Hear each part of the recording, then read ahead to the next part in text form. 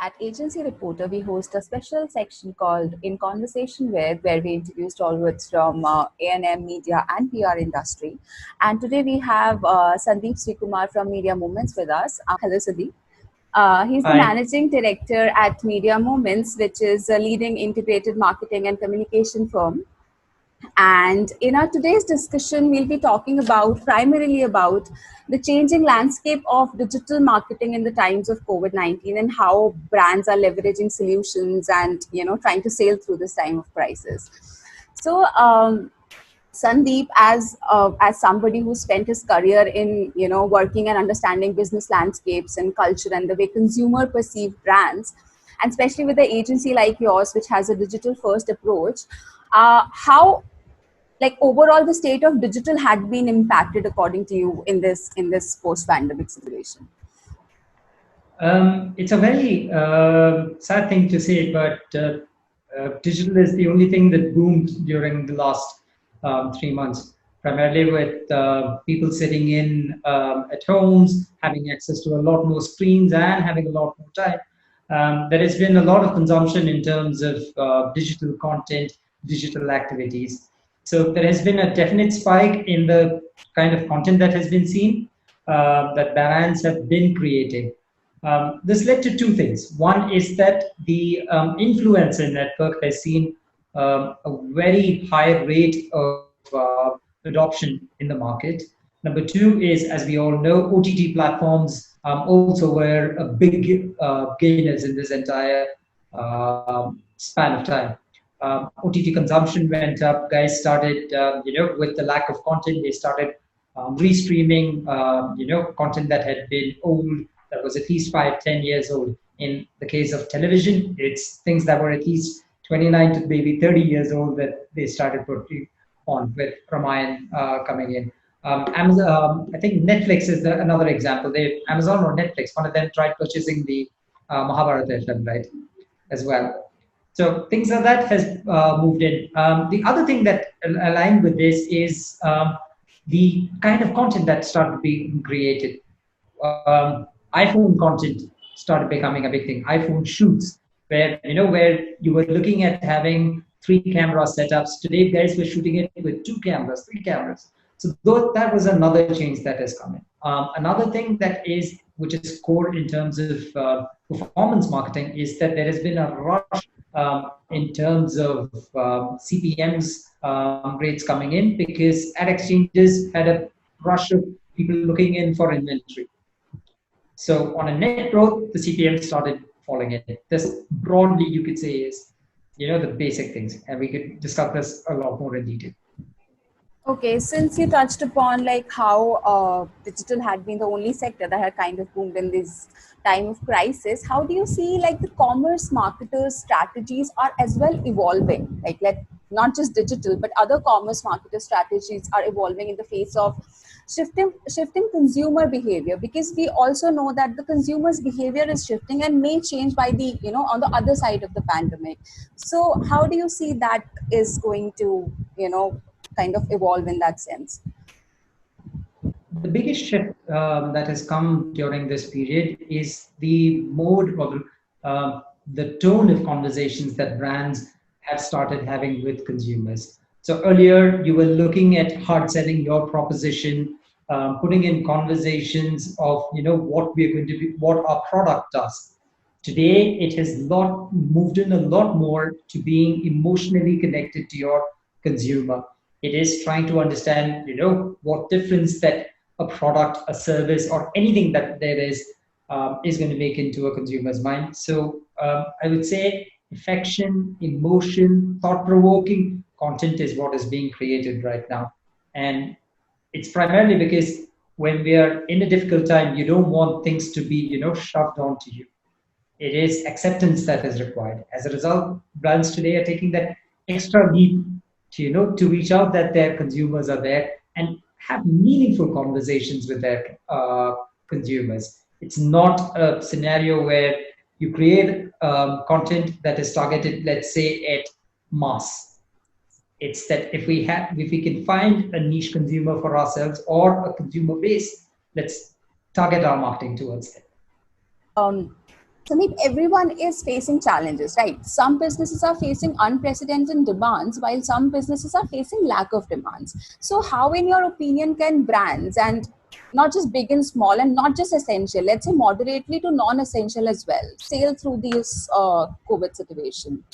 If I had the perfect answer to that, I probably would be a very, very rich man. Because that's the million-dollar question that everyone wants to have the answer, right?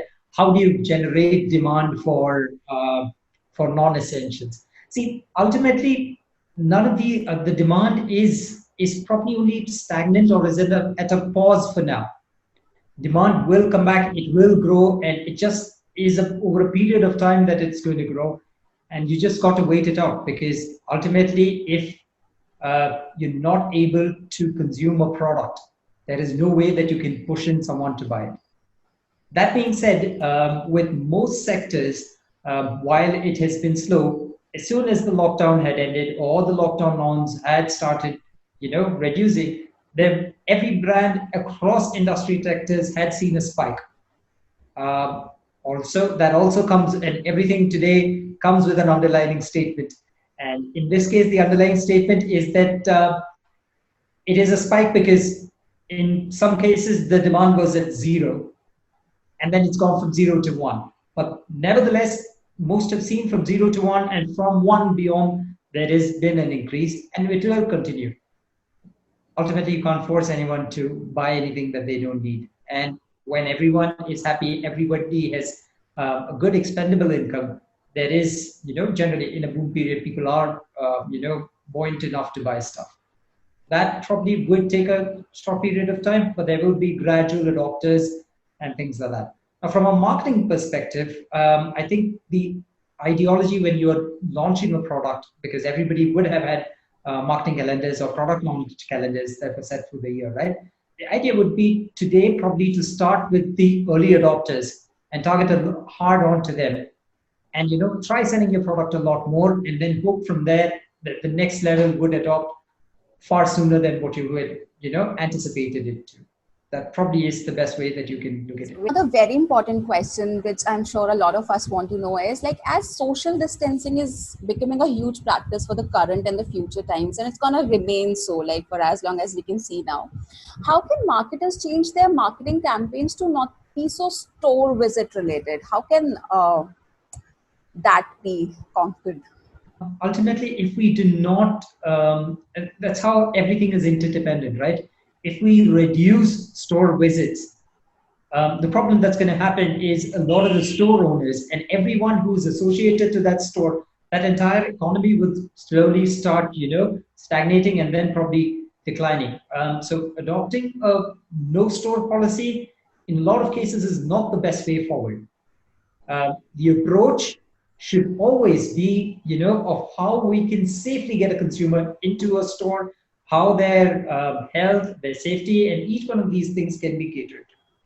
Now, in cases where, let's say that your business does not necessarily involve a store activity, digitization is the first way forward, ensuring last mile delivery, last mile service. And that in the digital world, over the 3 months, is something that has also spiked up. We see brand conversations looking at, integrating their CRMs, integrating their customer touch points, integrating their sales point all under one umbrella, and ensuring that the customer's journey, from discovering a brand or discovering a proposition to ultimately buying it is becoming seamless.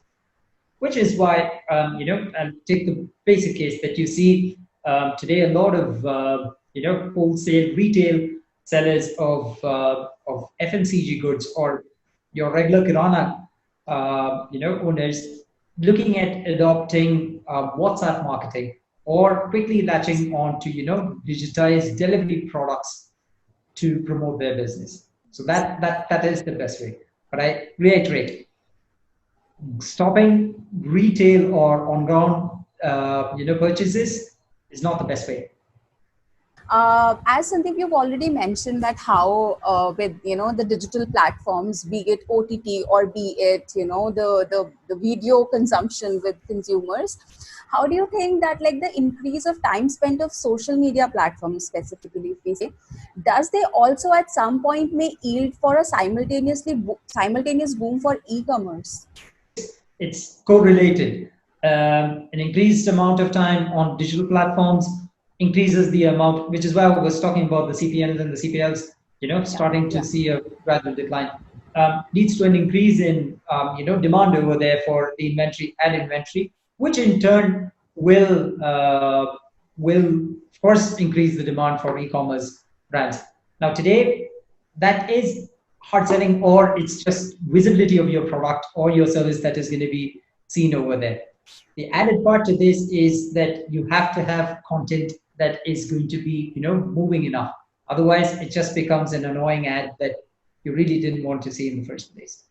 From OTT platforms and services, the thing that you're going to see is a spike in the adoption of ad-free content. So I Okay. don't have a data for it, but I'm sure that there must have been that you're Yeah. sitting in for say 60, 90 days. Yeah. You generally don't want to keep skipping over stuff. So it's easier to adopt for an ad-free platform. Very nice speaking with you, and thank you so much for enlightening both our viewers and like the brands and the businesses that are watching. And I'm sure the suggestions and the solutions and the conversations going to help them in buckling up their digital marketing strategies. So thank you Thank you. very much, Thank you. Sandeep. It was lovely, lovely Thank you. speaking. Take care.